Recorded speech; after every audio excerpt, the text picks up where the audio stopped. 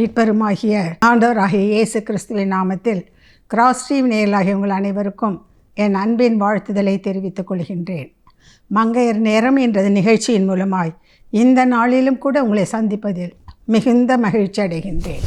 என் தேவனாகிய கர்த்தர் தாமே இந்த நாள் நிகழ்ச்சியை நமக்கு ஆசீர்வதித்து தரும்படியாய் நம்மையும் இந்த நிகழ்ச்சியையும் ஆண்டுடைய கரத்திலே நாம் ஒப்பு கொடுத்து ஜெபிப்போமா. மரித்தேன், ஆனாலும் சதா காலங்களிலும் உயிரோடு இருக்கிறேன் என்று சொல்லி எங்களுக்கு மத்தியிலே ஜீவனுள்ள தேவனாய் உலா வருகின்ற அன்பின் பரலோக பிதாவே, உம்முடைய குமாரனாகிய இயேசு கிறிஸ்துவின் நாமத்தினால் இதோ உம்முடைய சமூகத்திலே வந்து நிற்கிறோம் ஐயா. எங்கள் தேவன் எங்களுக்கு பாராட்டி இருக்கின்ற கிருபை எத்தனை பெரியது சுவாமி. நீங்கள் என்னை தெரிந்து கொள்ளவில்லை, நான் உங்களை தெரிந்து கொண்டேன் என்று சொல்லி எங்களை பெயர் சொல்லி அழைத்து உமக்கென்று பிரித்தெடுத்து கர்த்தாவே எங்களை சகலவித ஆசீர்வாதங்களாலும் நிரப்ப நீர் சித்தமுள்ளவராக இருக்கிறீர் சுவாமி. தகப்பனே, அந்த அழைப்பினை நாங்கள் உணர்ந்தவர்களாய் நாங்கள் செய்ய வேண்டிய காரியங்கள் என்ன என்பதை தகப்பனே நாங்கள் புரிந்து கொள்ளக்கூடிய கிருபையையும் ஞானத்தையும் நீர் பரத்திலிருந்து எங்களுக்கு தாரும் சுவாமி. இப்படிப்பட்ட நிகழ்ச்சிகள் மூலமாய் எங்களோடு கூட நீர் இடைப்படுவதை நாங்கள் உணர்ந்து கொள்ளும்படியாய் எங்கள் ஆவிக்குரிய கண்களை திறந்தரலும், எங்கள் உள்ளத்தை திறந்தரலும் சுவாமி. நீர் கொடுக்கின்ற இந்த வார்த்தைகள் எங்கள் உள்ளத்திலே விழுந்து நூறத்தனையான பலனை தகப்பனே கொடுக்கும்படியான கிருபையையும் உம்மிடத்திலிருந்தே நாங்கள் எதிர்பார்க்கிறோம். பரிசுத்த ஆவியானுடைய ஆளுகைக்குள்ளாக எங்களை ஒப்பு கொடுத்து ஜெபிக்கிறோம் மீட்பர் இயேசுவின் மூலம் பிதாவே. ஆமென், ஆமென். நாம் இன்றைக்கும் தியானிக்கும்படியாக எடுத்துக்கொண்ட வேத பகுதி லூக்கா சுவிசேஷம் 13ஆம் அதிகாரம் 12வது வசனம். லூக்கா 13:12. இயேசு அவளை கண்டு தம்மிடத்தில் அழைத்து, ஸ்திரீயே, உன் பலவீனத்தினின்று விடுதலையாக்கப்பட்டாய் என்று சொல்லி அவள் மேல் தமது கைகளை வைத்தார். உடனே அவள் நிமிர்ந்து தேவனை மகிமைப்படுத்தினாள். கிறிஸ்துவுக்குள் பிரியமானவர்களே, கடந்த வாரத்திலே நாம் சில காரியங்களை பார்த்தோம்.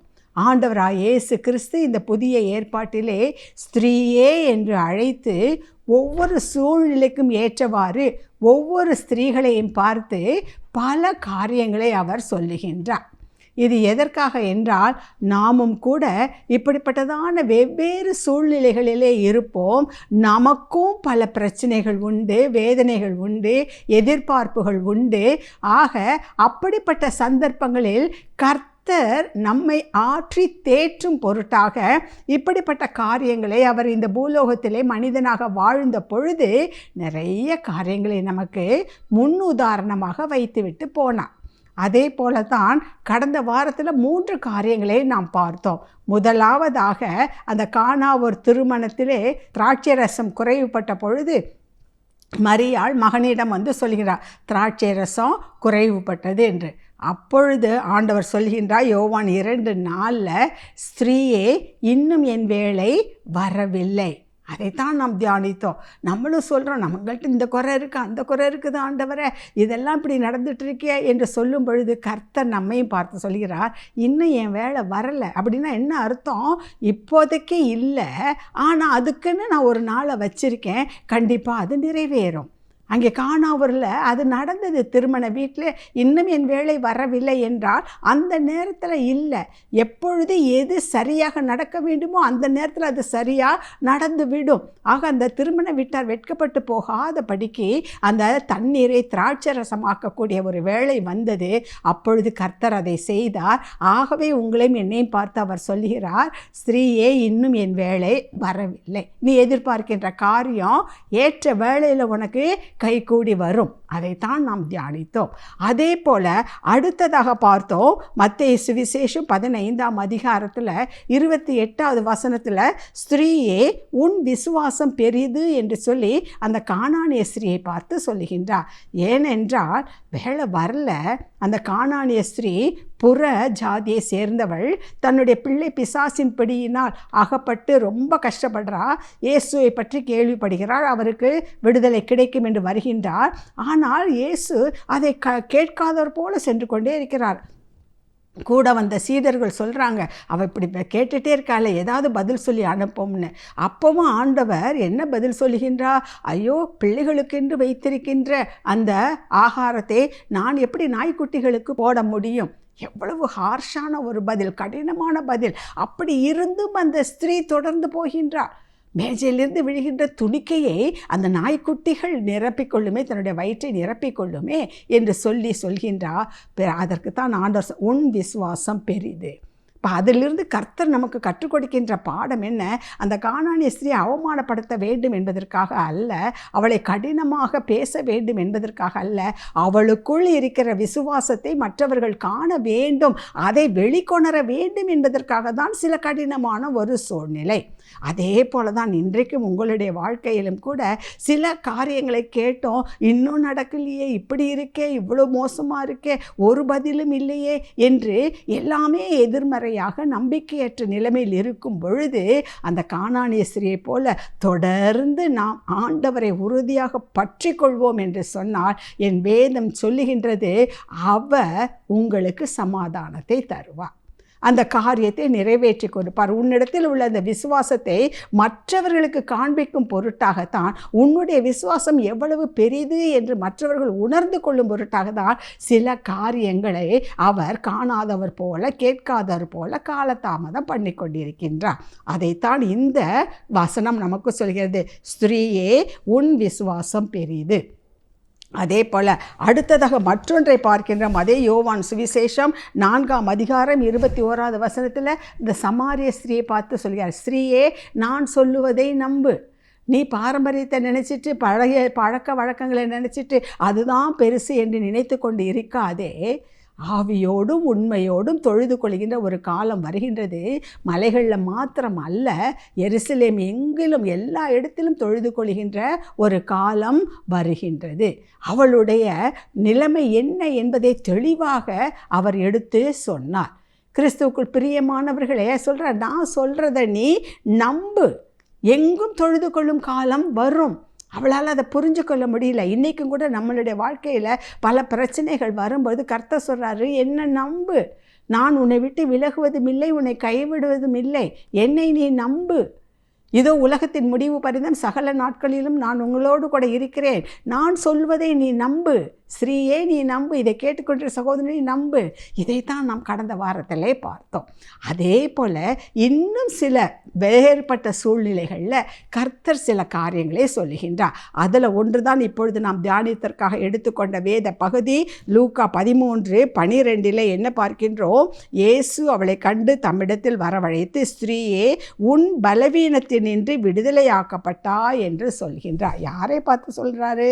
அதுக்கு முந்தின வசனம் என்ன சொல்லி அப்பொழுது 18 வருஷமாய் பலவீனப்படுத்தும் ஆவியை கொண்ட ஒரு ஸ்திரீ அங்கே இருந்தாள். எங்க இருந்தா? தேவாலயத்தில் இருக்கிறார். 18 வருஷமா வர்றா. அதே கூனிதான், குறுகி போய் இருந்து கொண்டிருக்கின்றார். கொஞ்சமோ அவளால் நிமிர முடியவில்லை. அவளை பார்த்து தான் ஆண்டவர் சொல்கிறாரு, ஸ்திரீயே, உன் பலவீனத்தினின்று நீ விடுதலையாக்கப்பட்டாய். கிறிஸ்துவுக்குள் பிரியமானவர்களே, கர்த்தர் இதன் மூலமாய் நமக்கு சொல்லுகின்ற காரியம் என்ன தெரியுமா?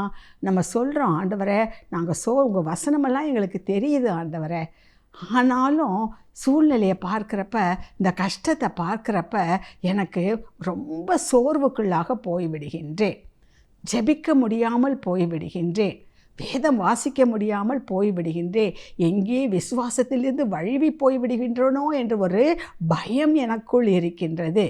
அப்போ ஆண்டவர்கிட்டையே வந்து நீங்கள் அதை அறிக்கை பண்ணும்பொழுது, அவள் 18 வருஷமாக இருந்தாலும் இத்தனை வருஷமாக இந்த ஆலயத்துக்கு வந்து எனக்கு என்ன பிரயோஜனம்? என்னுடைய உடலில் உள்ள இந்த பலவீனம் நீங்கவே இல்லையே, அப்படியே தானே இருக்கிறேன் என்று சொல்லி அவள் வராமல் இருந்திருப்பாள் என்று சொன்னால், என்றைக்கு ஆண்டவர் ஒரு அற்புதத்தை செய்ய வேண்டும் என்று குறித்து வைத்திருந்தாரோ அதை அவள் மிஸ் பண்ணி இருப்பாள், தவற விட்டு இருப்பாள், சந்தர்ப்பத்தை இழந்து போயிருப்பாள். கிறிஸ்துவுக்குள் பிரியமானவர்களே, நம்முடைய வாழ்க்கையிலும் கூட பல காரியங்களை நாம் செய்கின்றோம், வாஸ்தவம்தான். ஆனாலும் ஆவிக்குரிய காரியங்களில், கர்த்தருக்கு அடுத்த காரியங்களில், தேவனுக்கு அடுத்த காரியங்களில் நாம் உறுதியாக இருக்கின்றோமா? அதுதான் முக்கியம். நமக்கு காரியம் நடக்குதோ இல்லையோ, நாம் வேண்டிக் கொண்டது கிடைக்கிறதோ கிடைக்கவில்லையோ, என் தேவனுடைய பிரசன்னத்திற்குள்ளாக நான் எப்பொழுதும் இருப்பேன். அந்த ஆராதனைக்கு கண்டிப்பாக போவேன்.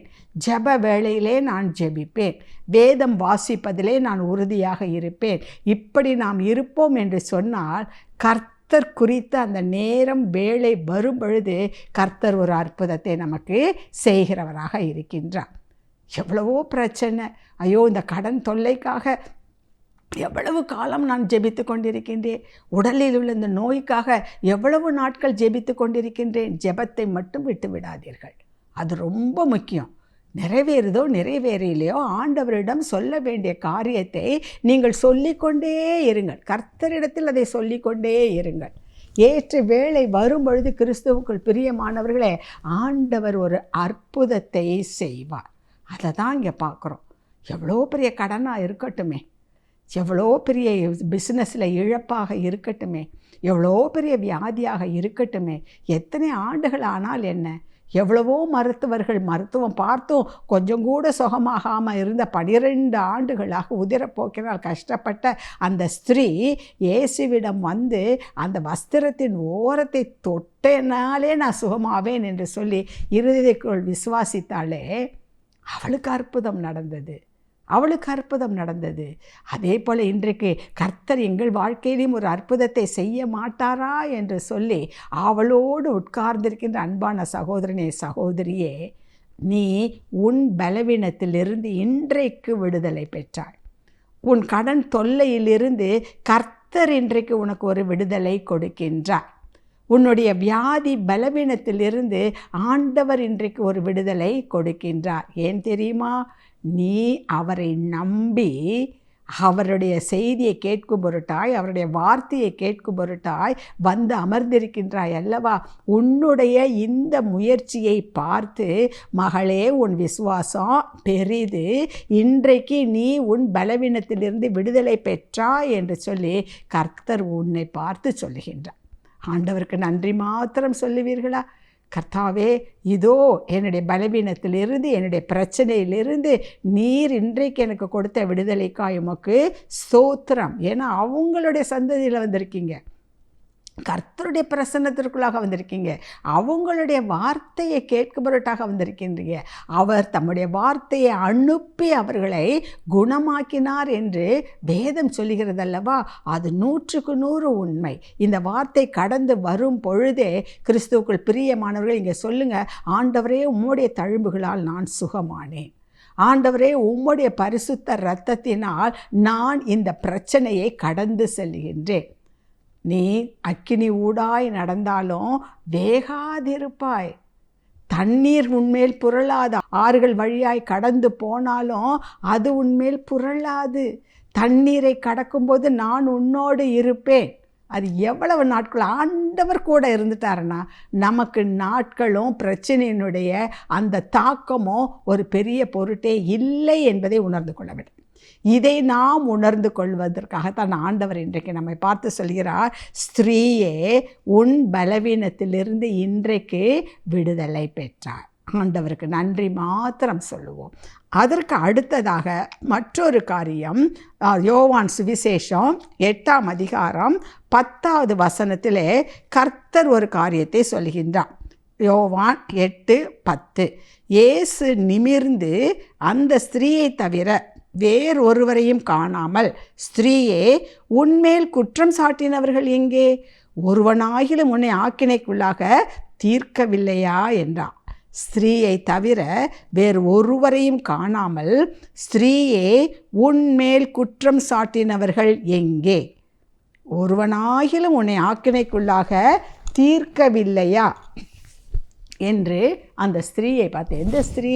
விபச்சார ஸ்திரீ. விபச்சாரத்திலே கையும் களவுமாக பிடிக்கப்பட்ட ஒரு ஸ்திரீயை இயேசுவிடத்தில் கொண்டு வர்றாங்க. எதுக்கு என்று சொன்னால், அந்த ஸ்திரீக்கு ஒரு காரியத்தை அல்லது ஏதாவது ஒரு தண்டனையை வாங்கி கொடுக்க வேண்டும் என்பதை காட்டிலும் இவளை குறித்து இயேசு என்ன சொல்கின்றார், அவரிடத்தில் குற்றம் கண்டுபிடிக்க வேண்டும் என்பதற்காகத்தான் அவளை இவரிடத்தில் இழுத்து கொண்டு வந்தார்கள். விபச்சாரத்தில் கையும் களவுமாக பிடிக்கப்பட்டால் நியாயப்பிரமாணத்தின்படி அவள் கல்லெறிந்து கொல்லப்பட வேண்டும். அது அப்படி என்று சொல்லி ஆண்டவர் சொல்லிவிட்டார் என்றால் உடனே அவங்க என்ன சொல்லுவாங்க, இவர் ஏதோ அன்பின் தெய்வம் அப்படியெல்லாம் சொன்னீங்களே, இரக்கமற்றவர், இவர் அன்பற்றவர், ஒரு பெண்ணை கொலை செய்யும்படி சொல்லிவிட்டாரே என்று சொல்லி அவர் மீது குற்றம் சுமத்துவார்கள். அப்படி இல்லை, இவளை நாம் மன்னித்து விடுவோம் என்று சொன்னால் உடனே மோசேயின் நியாயப்பிரமாணத்துக்கு விரோதமாக அவர் பிரசங்கிக்கின்றார், அவர் உபதேசிக்கிறார் என்று சொல்லி இப்படி சொன்னாலும் குற்றம், அப்படி சொன்னாலும் குற்றம், என்ன செய்வது என்று எப்படியாவது குற்றம் கண்டுபிடிக்க வேண்டும் என்பதற்காக அவளை இயேசுவிடத்தில் கொண்டு வருகிறார்கள். ஆனால் இயேசு சொன்ன காரியம் என்ன? அவர் குனிந்து தரையில் எழுதுகிற, உன்னில் பாவம் இல்லாதவன் முதலாவது கல்லை அவள் மீது போடட்டும்னு. கொஞ்ச நேரத்தில் எல்லாரும் போயிட்டாங்க, ஒருத்தர் மேலே அவள் மட்டும் நின்றுட்டுருக்கா. அப்போ தான் இயேசு கேட்குறா, எல்லாரும் எங்கே? ஸ்திரீயே, உன் மீது குற்றம் சாட்டப்பட்டவர்கள் எங்கே என்று சொல்லி அவளை பார்த்து கேட்கின்றார். கிறிஸ்துவுக்குள் பிரியமானவர்களே, இன்றைக்கும் கூட நம்முடைய வாழ்க்கையில் நம்ம குற்றம் சொல்கிறவங்க நிறைய பேர் இருப்பாங்க. என்னதான் நல்லது செய்தாலும் அதை ஏற்றுக்கொள்கின்ற மனம் இல்லாதவர்கள். நாம் பேசுகின்ற ஒவ்வொரு சொல்லிலும் குற்றம் கண்டுபிடிப்பவர்கள் குடும்பத்தில் இருக்கலாம், தொழில் ஸ்தலத்தில் இருக்கலாம், பல இடங்களில் இருக்கலாம். ஆனால் நாம் செய்ய வேண்டிய ஒரு காரியம் என்ன தெரியுமா? இயேசுவிடம் நாம் நிற்கும் பொழுது, இயேசுவோடு கூட இருக்கும் பொழுது, அவர் நம்மோடு கூட இருக்கும் பொழுது அவைகளில் ஒன்றும் நம்மை சேதப்படுத்த முடியாது, அவைகளில் ஒன்றும் நம்மை தாக்க முடியாது. அதை முதலாவது மனதில் வைத்துக் கொள்ளுங்கள். நீங்கள் சொல்லலாம், நான் எவ்வளவு தான் நல்லா செஞ்சாலும் என் புருஷன்கிட்ட ஒரு நல்ல பேர் வாங்க முடியல, மாமியார்கிட்ட வாங்க முடியல, தொழில் ஸ்தாபனத்தில் தொழில் அதிகாரிகளுக்கு மேலே உள்ளவர்களிடம் நல்ல பெயர் வாங்க முடியவில்லை, மேல் பூச்சாக மேம்பாடாக அவர்கள் பல காரியங்களை செய்கிறவர்களுக்குத்தான் ப்ரமோஷன் கிடைக்கிறது, அவர்களுக்குத்தான் ஊதிய உயர்வு கிடைக்கின்றது, அவர்களுக்குத்தான் நல்ல பெயர் கிடைக்கிறது, நானும் சின்சியராக இருக்கிறேன், ஆனால் எனக்கு இல்லை. கவலைப்படாதீர்கள் சகோதரியே, நாம் செய்ய வேண்டியது நன்மையான காரியங்களை செய்ய வேண்டும். இந்த விபச்சார ஸ்திரீ பிடிப்பட்டாலும் இப்போ இங்கே எங்கே இருக்கா? இயேசுக்கிட்ட இருக்கிறான். இயேசுவிடம் அவளை கொண்டு வந்தார்கள், அவள் இயேசுவிடம் நின்று கொண்டிருக்கின்றாள். ஆக யார் உங்களை குறித்து குறை சொன்னாலும், குற்றம் சொன்னாலும், உங்களை வேதனைப்படுத்தினாலும், உங்கள் உள்ளத்தை நொறுக்கும்படியான காரியத்தை செய்தாலும், நீங்கள் இயேசுவிடத்தில் வந்து நிற்கும் பொழுது கர்த்தர் அதை எல்லாவற்றையும் தலைகீழாய் மாற்றி விடுவார். ஒரு உதாரணத்தை வேதத்திலிருந்து நான் உங்களுக்கு சொல்லுகின்றேன். அப்போஸ்தலர் 28ஆம் அதிகாரம் 3 6 வசனங்களை நாம் வாசித்து பார்ப்போம் என்றால், அப்போஸ்தலர் 28 3 6. அதற்கு முன்பதாக என்ன, பவுலை அவர்கள் கப்பலில் அழைச்சிட்டு போகிறாங்க. எங்கே?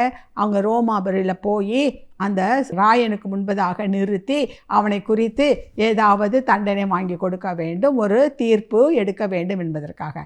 ஆனால் என்ன ஆனது? அவர்கள் சென்ற கப்பல் பெரிய சேதத்திற்கு உட்பட்டது.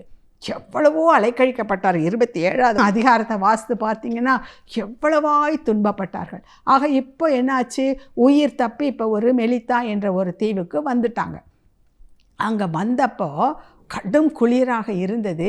அந்த மெலித்தா தீவில் உள்ளவர்கள் இரக்கம் உள்ளவர்கள், இவர்களை உபசரித்து பல காரியங்களை செய்கின்றார்கள்.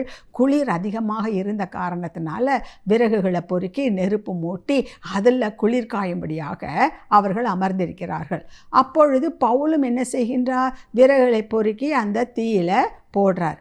அப்போ போடும் பொழுது என்ன ஆனது? 3வது வசனம், பவுல் சில விறகுகளை வாரி அந்த நெருப்பின் மேல் போடுகையில் ஒரு விரியன் பாம்பு அனலுரைத்து புறப்பட்டு அவனுடைய கையை கவ்விக்கொண்டது.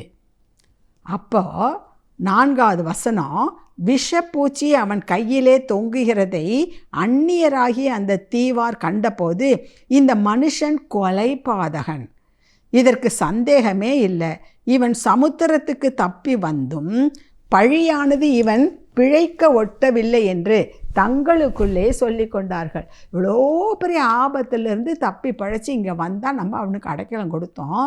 ஆனால் பாருங்கள், இத்தனை பேர் இருக்கோம், நமக்கெல்லாம் இல்லாமல் இவனை அந்த விஷப்பூச்சி கடித்து கொண்டு தொங்கி கொண்டு இருக்கிறது. அப்போனா இவன் எவ்வளோ பெரிய கொலைபாதகனாக இருப்பான். அதனால தான் கடவுள் இவனை விடலைன்னு சொல்கிறாங்க.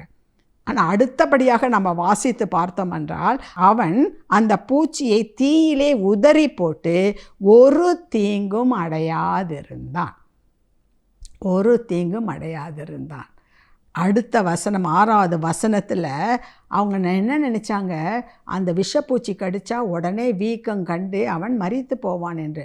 ஆனால் அவன் சாதாரணமாக ஏதோ ஒரு கொசுவை போடுற மாதிரி, அதை அடித்து போடுற மாதிரி அந்த விஷப்பூச்சியை அந்த தீயில போட்டுட்டு ஒரு சேதமும் இல்லாமல் அவன் இருக்கிறத கண்டு வேறு சிந்தையாகி இவன் தேவன் என்று சொல்லி கொண்டார்கள். முதல்ல என்ன சொன்னாங்க, இவன் கொலைபாதகன், அவ்வளோ பெரிய ஆபத்துலேருந்து தப்பிச்சு இங்கே வந்தா இங்கே விஷப்பூச்சி, அப்படின்னா கடவுள் இவனை விடலை, இவன் ஏதோ பெரிய தப்பு பண்ணிய பெரிய கொலைபாதகன் என்று சொன்னவர்கள் இப்பொழுது என்ன சொல்கிறார்கள், அந்த விஷப்பூச்சியை அவன் உதறி போட்ட உடனே, அந்த நெருப்பில் போட்ட உடனே ஒன்றுமே இவனுக்கு நடக்கவில்லை என்பதை பார்த்து எந்த வாய் கொலைபாதகன்னு சொல்லிச்சோ அதே வாய் இப்பொழுது அவன் தேவன் என்று சொல்லி கொண்டார்கள்.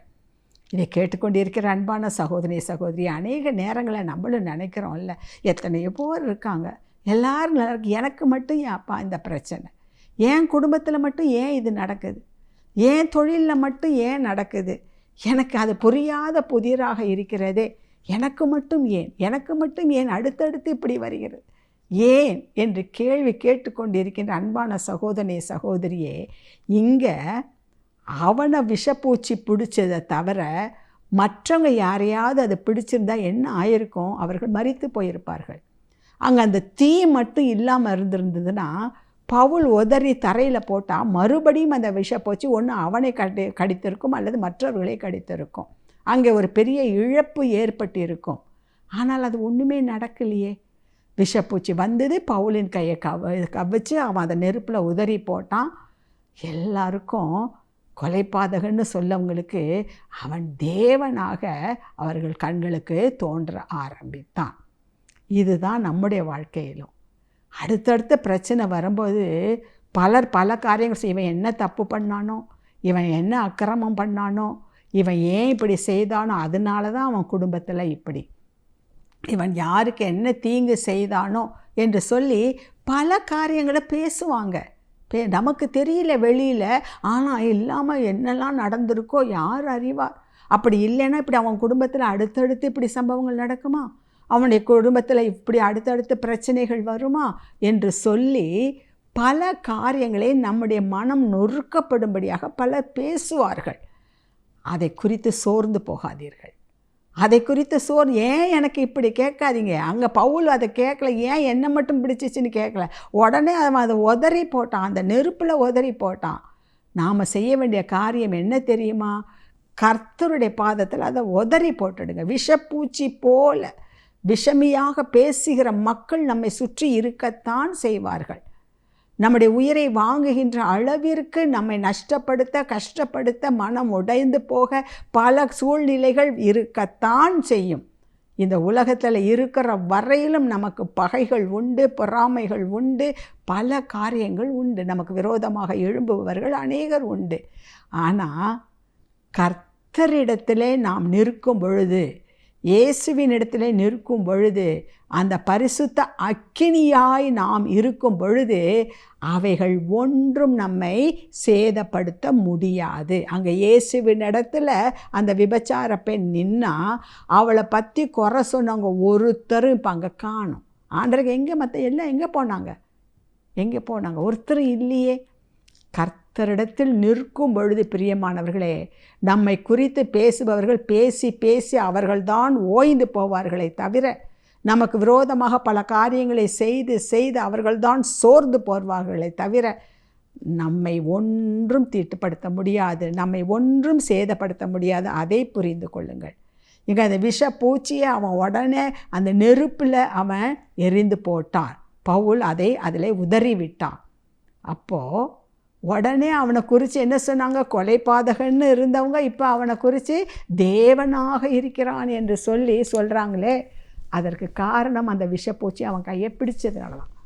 இத்தனை பிரச்சனைக்கு மத்தியிலும் இவள் தலை நிமிர்ந்து நிற்கிறாள் என்று சொன்னால் அதற்கு காரணம் இவள் அந்த கர்த்தர் இயேசு என்று சொல்லி கொண்டிருக்கின்றாரே, அவர்தான் காரணம் என்று மற்றவர்கள் உங்களை குறித்து சாட்சி சொல்லும்படியாகத்தான் என் தேவன் சில காரியங்களை உங்கள் வாழ்க்கையிலே அனுமதித்திருக்கின்றார். உங்களை குறித்த நற்சாட்சி மற்றவர்கள் வாயிலே அறிக்கை பண்ண வைக்க வேண்டும் என்பதற்காகத்தான். நீங்கள் எவ்வளவு உறுதியாய் தேவனுக்குள் இருக்கிறீர்கள் என்பதை புரிந்து கொள்ள வேண்டும் என்பதற்காகத்தான் இப்படிப்பட்டதான சில காரியங்கள் நம்முடைய வாழ்க்கையிலே நடந்து கொண்டிருக்கிறது. ஆக எதை குறிச்சும் கவலைப்படாதீங்க. அவங்க சொன்னாங்க, இவங்க சொன்னாங்க, இப்படி இருக்க சூழ்நிலை, அப்படி இருக்க சூழ்நிலை, ஏன் எனக்கு, எதற்கு, உனக்காக என்றால் அதன் மூலமாய் உன்னுடைய பெயர் பிரஸ்தாபப்பட வேண்டும் என்பதற்காகத்தான். கர்த்தர் உங்களோடு இருக்கிறபடியால், அவரில் நீங்கள் நிலைத்திருக்கிறபடியால் எதுவும் அவர்களை சேதப்படுத்தாது என்பதை மற்றவர்கள் புரிந்து கொள்ளும்படியால். அதை தானே தாவீது சொல்லுகிறார் சங்கீதம் 16:8, கர்த்தரை எனக்கு முன்பதாக வைத்திருக்கிறேன், ஆகையால் நான் அசைக்கப்படுவதில்லை. விஷப்பூச்சி கடித்தாலும் ஒன்றும் இல்லை. பலர் வந்து என்னை கல்லெடுத்து கொல்லணும்னு நினச்சி வந்தாலும் அவங்களால ஒரு சின்ன மணல் துகளை கூட எடுத்து என் மேலே போட முடியாது. ஏன்னா கர்த்தர் என் பட்சத்தில் இருக்கிறார். அதை மட்டும் நாம் உறுதி செய்து கொண்டோம் என்றால் கிறிஸ்துவுக்குள் பிரியமானவர்களை பெரிய ஆசீர்வாதத்தை சுதந்திரத்துக் கொள்வோம். ஆகவே தான் ஆண்டவர் சொல்கிறாரு, எங்கே உன் மீது குற்றம் சாட்டப்பட்டவர்கள் எங்கே என்று கேட்கின்றார். அடுத்ததாக யோவான் சுவிசேஷம் 19:26 ஸ்திரீயே அதோ உன் மகன். அடுத்ததாக இன்னொரு சிச்சுவேஷன். அதில் என்ன, ஆண்டவராய் இயேசு கிறிஸ்து சிலுவையிலே அறையப்பட்டார், அவர் மரிக்கப் போகின்றார். அந்த தாயினுடைய உள்ளம் எப்படிப்பட்டதாக இருக்கும்? இனி எனக்கு யார் இருக்கின்றார்கள், இனி யார் என்னை ஆற்றுவார், யார் என்னை தேற்றுவார் என்று சொல்லி அப்படிப்பட்டதான நிலைமையில் இருக்கும் பொழுது கிறிஸ்துவுக்குள் பிரியமானவர்களே, அவர் தனக்கு அருமையான சீஷனாகிய யோவானை காட்டி சொல்கிறார், ஸ்திரீயே அதோ உன் மகன், அதோ உன் மகன். நம்மை ஒரு நாளும் அவர் திக்கற்றவர்களாய் விடவே மாட்டார். பிரியமானவர்களே, நீங்கள் நினைக்கலாம், எனக்குன்னு யார் இருக்கா, என்னுடைய காரியத்தை விசாரிப்பதற்கு யார் இருக்கிறார்கள், எனக்கு உதவி செய்ய யார் இருக்கிறார்கள், எனக்கு ரெக்கமெண்ட் பண்ண யார் இருக்கின்றார்கள். ஏதாவது ஒன்று பண பலம் இருக்கணும், இல்லைன்னா ஆள் பலம் இருக்கணும், இல்லைன்னா ஏதாவது அந்தஸ்து இருக்கணும், அழகு இருக்கணும், ஒன்றுமே இல்லையே, எனக்காக யார் இருக்கிறார்கள். ஆண்டவர் சொல்கிறார், அதோ உன் மகன். தேவனாகிய கர்த்தர் இயேசுவை அதோ உன் மகன். ஆண்டவர் நம்மோடு கூட இருக்கிறார். பிரியமானவர்களே, ஆண்டவரை நோக்கி பாருங்கள். அவர் யாரையும் திக்கற்றவராக விடமாட்டார், சோர்ந்து போக விடமாட்டார். அவர் தானே சொல்கிறார், உலகத்தின் முடிவு பிறந்த சகல நாட்களில் நான் உன்னோடு கூட இருப்பேன், நான் உன்னை விட்டு விலகுவதும் இல்லை, உன்னை கைவிடுவதும் இல்லை. அவரை நம்புங்கள், அவரை விசுவாசியுங்கள், அவரை ஏற்றுக்கொள்ளுங்கள், அவரோடு கூட இருங்கள். கர்த்தர் பெரிய காரியத்தை செய்வார். இயேசு என்று அழைக்கும் பொழுது கிறிஸ்துவுக்குள் பிரியமானவர்களே, எல்லா தடைகளும் உடைக்கப்பட்டு போய்விடுகின்றது. இயேசு என்ற நாமத்திற்கு எவ்வளவு வல்லமை, வானத்தில் உள்ள, வானுலகில் உள்ளது, பூமியில் உள்ளது, பாதாளத்தில் உள்ள சகல முழங்கால்களும் முடங்கும் என்று இருக்கிறதே. அப்படி இருக்க உங்கள் பிரச்சனை எவ்வளவு பெருசு, எவ்வளவு பெரியது, கர்த்தரோட பெரியதா, அவருடைய வல்லமையை காட்டிலும் பெரியதா? அவரை அண்டிக் கொள்ளுங்கள். இதெல்லாம் தெரிஞ்ச பிறகும் கடைசி ஆண்டவரை நம்மளை பார்த்து சொல்கிறாரு. யோவான் 20:15 மரிய மகதலேனாளை பார்த்து, ஸ்திரீயே ஏன் அழுகிறாய், யாரை தேடுகிறாய்? இந்த செய்தியை கேட்டுக்கொண்டு இருக்கின்ற அன்பான சகோதரனே, சகோதரியே, உங்களை பார்த்து தான் ஆண்டவர் கேட்குறாரு, ஏன் அழுகிறாய், யாரை தேடுகிறாய்? இதெல்லாம் பார்த்தில சிச்சுவேஷன்.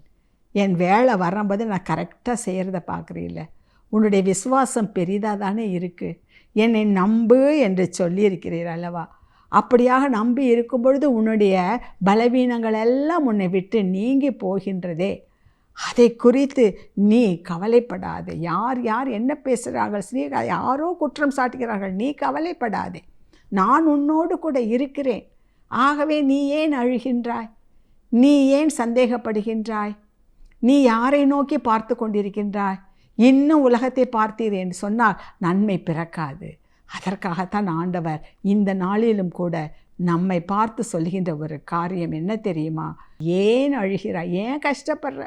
எந்த பிள்ளை அழும், ஐயோ எனக்கு கிடைக்காது, எனக்கு உதவி செய்ய யாரும் இல்லை, என்ன ஆகுமோ, நான் அழிந்து போய் விடுவின்றேனோ, மான்று விடுவின்றேனோ? ஒல்ல, அப்படிப்பட்டதான் நம்பிக்கை இல்லாத பிள்ளை தான், நம்புறதுக்கு ஆளே இல்லாத பிள்ளை தான் அழும்.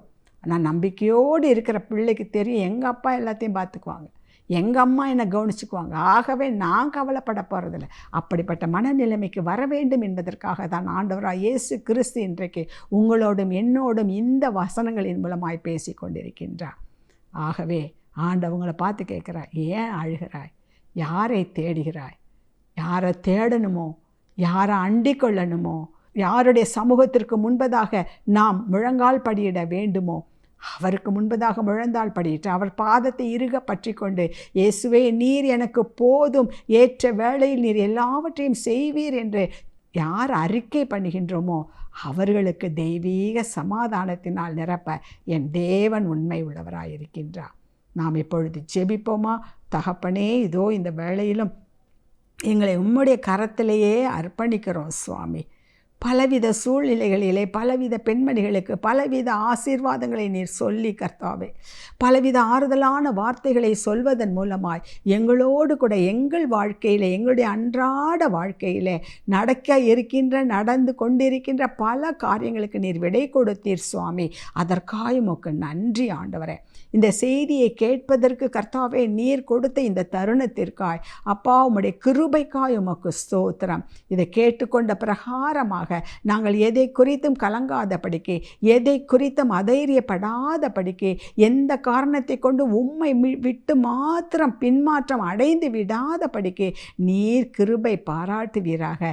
ஏன்னா நீங்கள் தான் சொல்லியிருக்கீங்க, ஏற்ற வேளை வரும்பொழுது நான் உங்களை உயர்த்துவேன், நான் உங்களை தப்புவித்தேன், நான் உங்களை ஏந்துவேன், நான் உங்களை மேன்மைப்படுத்துவேன் என்று சொல்லி இருக்கிறீர். அப்போ அது ஒன்றே எங்களுக்கு போதுமானது சுவாமி. நாங்கள் உம்மை மாத்திரம் நோக்கி பார்க்க கிருபை தாரும். எங்களுக்கு ஒத்தாசை வரும் பர்வதமே, உம்மை நோக்கி நாங்கள் இப்பொழுது எங்கள் கண்களை ஏறடிக்கிறோம் ஆண்டவரே. இனி எங்கள் பிரச்சனையை நோக்கி பார்க்க மாட்டோம், இனி இந்த உலகத்தை நோக்கி பார்க்க மாட்டோம், இனி எங்களை சுற்றி இருப்பவர்களை நோக்கி பார்க்க மாட்டோம். உங்களை மாத்திரம் நாங்கள் நோக்கி பார்ப்போம் ஐயா, உங்களை மாத்திரம் நாங்கள் நோக்கி பார்ப்போம். தேவரீர் கிருபையாக இறங்கி கர்த்தாவே எங்களுக்கு வேண்டிய அன்றாட உணவை எங்களுக்கு நீர் தர நீர் போதுமானவர்.